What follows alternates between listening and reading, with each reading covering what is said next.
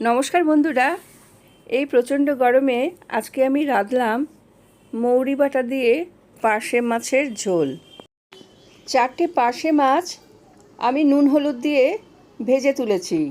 আর এখানে নিয়েছি তেজপাতা, শুকনো লঙ্কা, আদা, কাঁচা লঙ্কা, মেথি, মৌরি আর খানিকটা টক দই।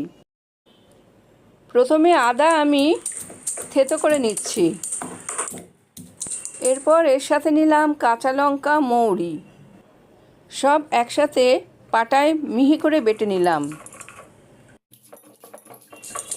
এরপর দইয়ের সাথে পরিমাণ মতো লবণ, সামান্য চিনি আর আদা, লঙ্কা, মৌরি বাটাটা এর সাথে মিশিয়ে ফেটিয়ে নিলাম।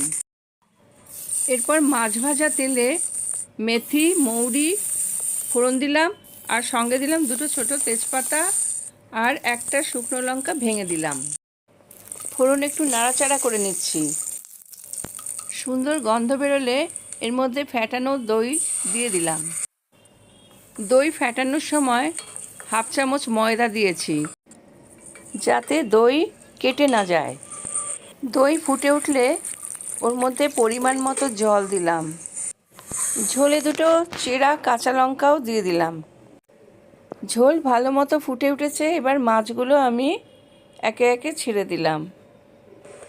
মাছ আমি উল্টে পাল্টে কম আঁচে ফুটিয়ে নিচ্ছি। প্রয়োজন মতো অল্প লবণ দিলাম আর আদা মৌরি বাটা যেটুকু ছিল সেটা আবার মিশিয়ে দিলাম ঝোলে।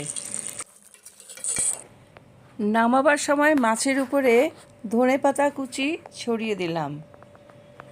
মৌরি বাটা দই দিয়ে সুন্দর পাতলা পার্শে মাছের ঝোল আমার তৈরি হয়ে গেল। আশা করি এই রেসিপি আপনাদের ভালো লাগবে।